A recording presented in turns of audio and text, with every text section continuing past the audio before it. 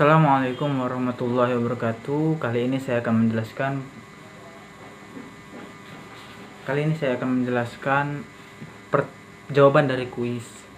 Yakni yang pertama, jelaskan siklus circular flow diagram. Yang kedua, apa itu pemimpin transformasional, dan yang ketiga, apa itu kebijakan moneter. Langsung saja saya akan menjelaskan siklus circular flow diagram. Dalam circular flow diagram terdapat 4, yakni adanya produsen, adanya pasar, adanya rumah tangga, lalu yang terakhir adanya faktor produksi. Di sini produsen menghasilkan barang untuk disalurkan ke pasar, di mana pasar tersebutlah yang menyalurkan kepada orang-orang di rumah tangga. Tentu saja produsen tidak langsung menjual ke rumah tangga, dikarenakan rumah tangga hanya membeli sedikit barang-barang, tetapi pasar membeli banyak barang-barang. Maka setiap produsen yang memproduksi banyak barang tentu saja akan menjual ke pasar. Dan selanjutnya, pasar menjual ke rumah tangga. Contohnya, seperti barang sabun. Produsen menghasilkan sabun untuk dijual ke pasar. Tentu saja produsen atau pabrik tersebut tidak menjualnya kepada masyarakat rumah tangga, karena masyarakat rumah tangga paling hanya membeli 1, 2, 3, atau 4, atau 5, tetapi pasar membeli ratusan bahkan ribuan piece sabun. Maka dari pasar inilah masyarakat membeli barang-barang seperti sabun tadi ke pasar. Lalu masyarakat rumah tangga berpengaruh kepada faktor produksi. Apa-apa saja faktor produksi ini? Yakni sumber daya alam, sumber daya manusia. Contohnya adalah lahan. Faktor produksi ini tentu saja memiliki lahan. Rumah tanggalah yang memiliki lahan, baik sumber daya manusia maupun sumber daya alam. Sumber daya manusia, tentu saja pekerja pabrik ini berasal dari rumah tangga.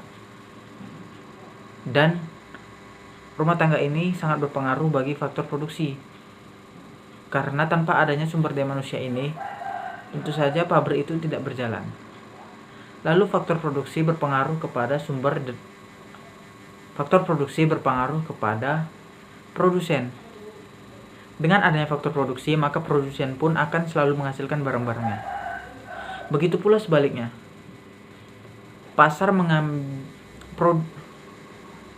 Produsen membayar untuk faktor produksi yang berupa lahan kepada baik manusia maupun lahan-lahannya yang berupa tanah ataupun tempat untuk melakukan produksi.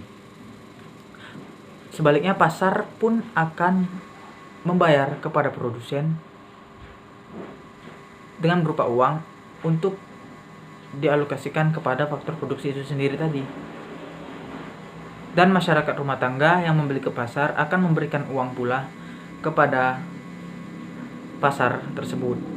Maka terjadilah seperti flow diagram yang looping dan tidak ada habis-habisnya. Karena dari pasar menuju ke rumah tangga menuju faktor produksi, dan faktor produksi inilah yang menyebabkan adanya produksi atau produsen. Selanjutnya, apa itu pemimpin yang transformasional? Pemimpin yang transformasional adalah pemimpin yang melakukan pendekatan secara individu. Berbeda dengan pemimpin yang memuji bawahannya tersebut, tetapi pemimpin yang transformasional ini melakukan sesuatu dengan pendekatan individu. Sebagai contoh, ada seorang manajer yang khawatir kepada salesnya yang selalu tidak mencapai target.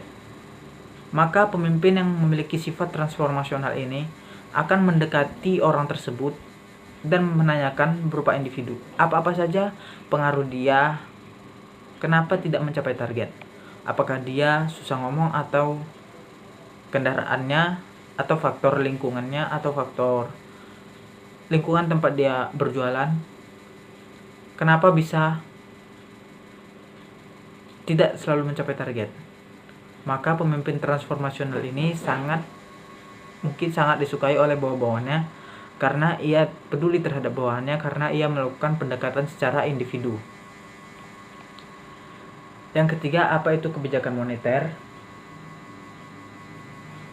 Kebijakan moneter adalah di mana lembaga-lembaga yang ditunjuk oleh pemerintah mengatur adanya uang masuk dan uang keluar.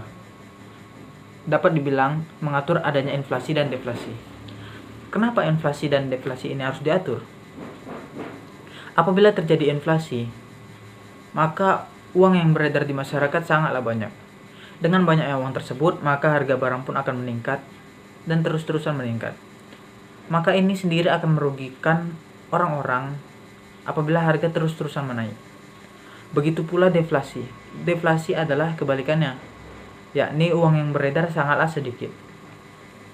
Maka apabila terjadi deflasi, uang yang beredar sedikit, kantong pun kosong, dan harga-harga teruslah menurun atau turun dan dapat merugikan pedagang, di mana mereka membeli dengan harga murah tetapi menjualnya karena deflasi dengan harga yang cukup mahal, tetapi mereka menjualnya dengan harga yang murah. Maka deflasi ini sangat dijaga. Itulah fungsi dari kebijakan moneter ini tadi. Lembaga kebijakan moneter ini tadi yaitu berupa Bank Indonesia ataupun Kementerian Keuangan, bisa juga dengan Badan Pemeriksa Keuangan yang berpengaruh kepada moneter ini tadi. Mungkin itu saja yang dapat saya sampaikan, dan kurang mohon maaf. Assalamualaikum warahmatullahi wabarakatuh.